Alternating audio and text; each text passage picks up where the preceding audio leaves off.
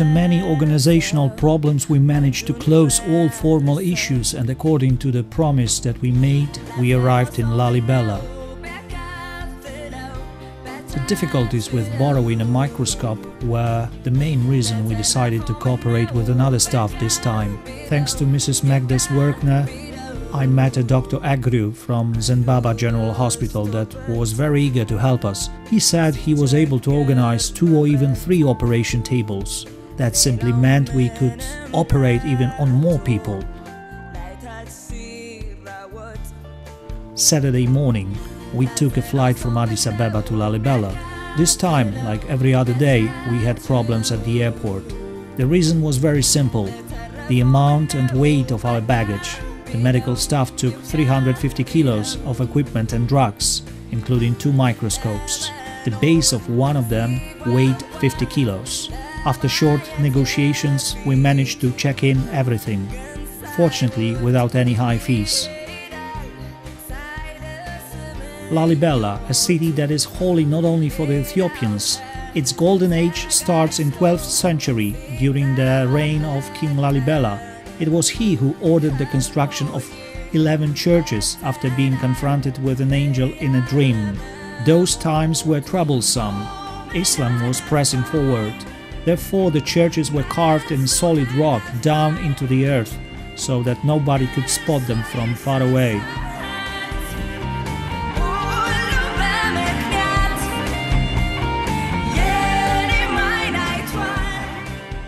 Lalibela is called the New Jerusalem due to its location. All churches were projected by an Indian architect, Sidim Salek. That's why there are swastikas on some churches. Its name comes from Sanskrit and means bringing happiness.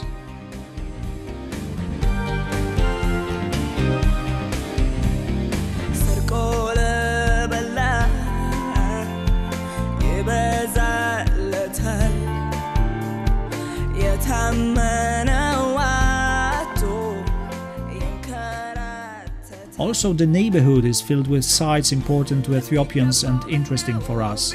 One of them is Yemerheim Christus, that is Christ showing the way. It's a cave with a church inside. It's surrounded by thousands of human bones and full of skeletons. For centuries, people have been carrying there their relatives' bodies. They say that it's closer to heaven from there.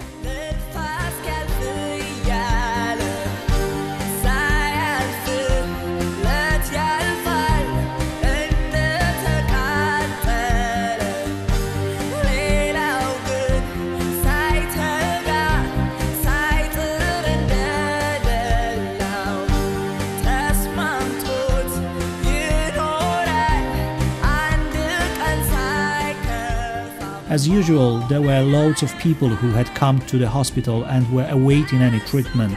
Crowds inside the building and out, in front of the gate. The sick came from remote regions.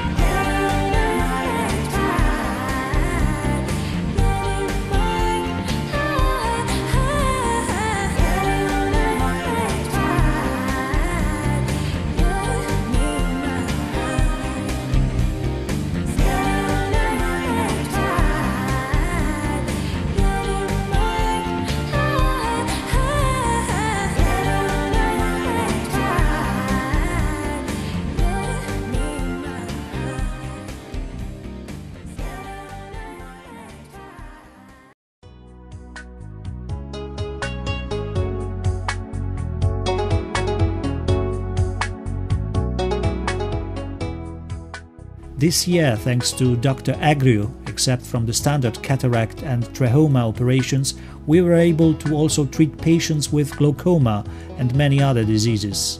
We also had an ultrasonic scanner for the eye. Thanks to it, we could predict if the operation had any chances of success.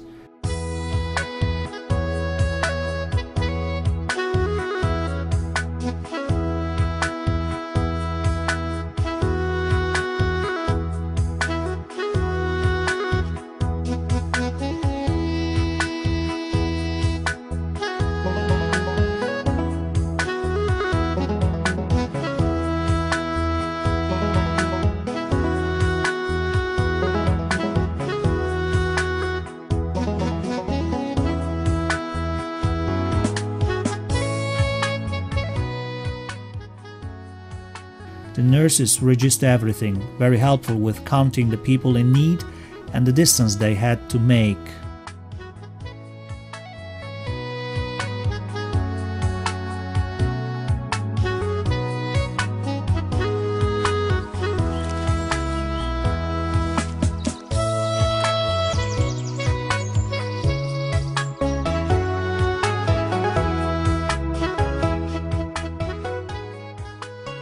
I heard about a man who had come from a village 300 kilometers away. He learned about our action from the radio.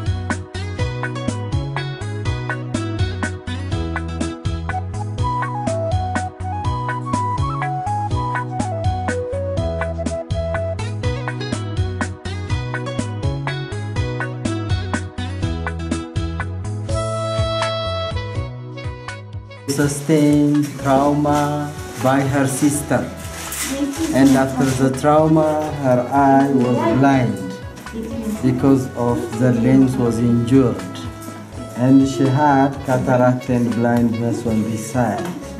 So we have removed the cataract and implanted intraocular lens. Okay, so she's done.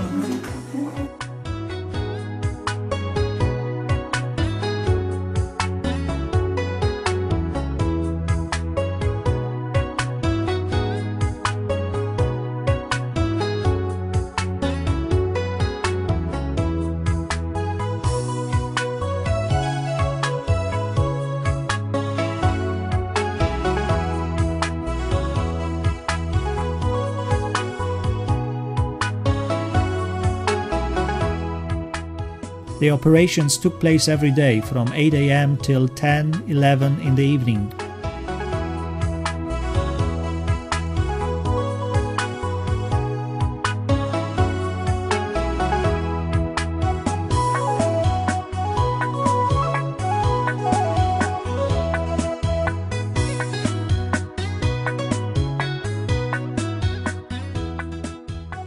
For many patients, it was their first time to the hospital in their lives.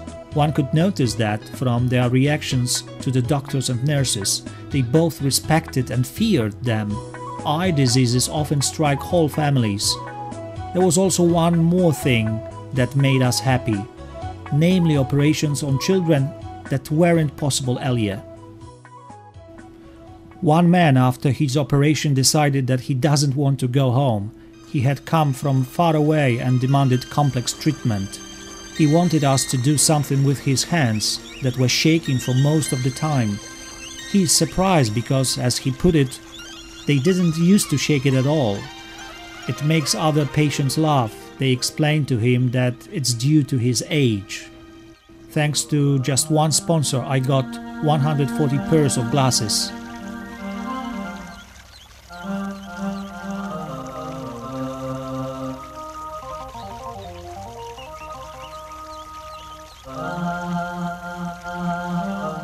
We organized dinners, took them to the hospital where we all ate together. It makes the personnel very integrated. Egru, despite very hard work, made jokes from time to time, and it eased the tension a bit.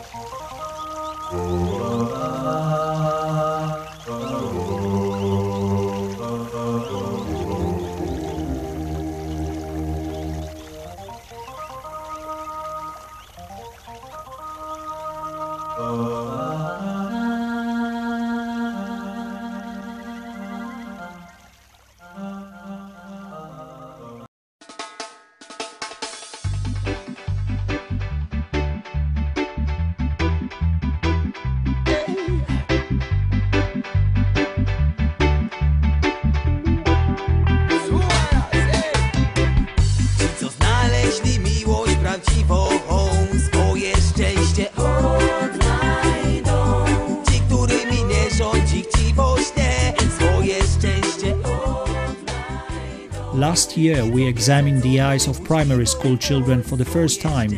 This time we examined the eyesight of both pupils and their teachers in 2 other schools. The medicals were being carried out on equipment that was a gift from people from Poland. For those who could not read, we used simple graphical shapes. In result, we gave out 81 pairs of glasses, and the lenses were being crafted in Ethiopia. Umieramy sami, zaplotani o żądania sieci i zapominamy, że nie wszystko złotem, co się świeci. Nie. Choć niby już dorośli, to w środku jeszcze dzieci. Wciąż próbujemy odnaleźć samych siebie w tej zamieci. Poszukiwanie sensu życia trwa już od stuleci. Tak wiele pytań, brak jakichkolwiek odpowiedzi. Więc obudź sobie uczucia. Chciałoby jak tundra, spiesz się kochać, długo ci liczy się każda sekunda. Ci, co znaleźli miłość prawdziwą, swoje szczęście odnajdą. Ci, którymi nie rządzi chciwość. Thursday, our last day at the hospital. Time to summarize everything. The operations lasted for 4 days, from Sunday till Wednesday. During that time, our crew conducted 460 operations, examined 1,278 patients, examined the eyesight of 430 children and adults, provided 394 patients with medicaments and antibiotics. Despite many fears, this year's action was proved to be a success. We are already after the first negotiations with Dr. Agriu for the next year, perhaps in another place. We want to enable other people to live a normal life too. Poświęcony na szukanie szczęścia, czas nigdy się nie doły ten, który nie zacierpienia, że to nie materialna rzecz jest sensem istnienia. Dla mnie szczęście to zdrowie, rodzina, muzyka, kobieta, dom, który zawsze na mnie czeka. Tak to jest, życie ma tyle samowad, ile zalet, mówi tobie Manolo i Bednary. Co znaleźli miłość prawdziwą,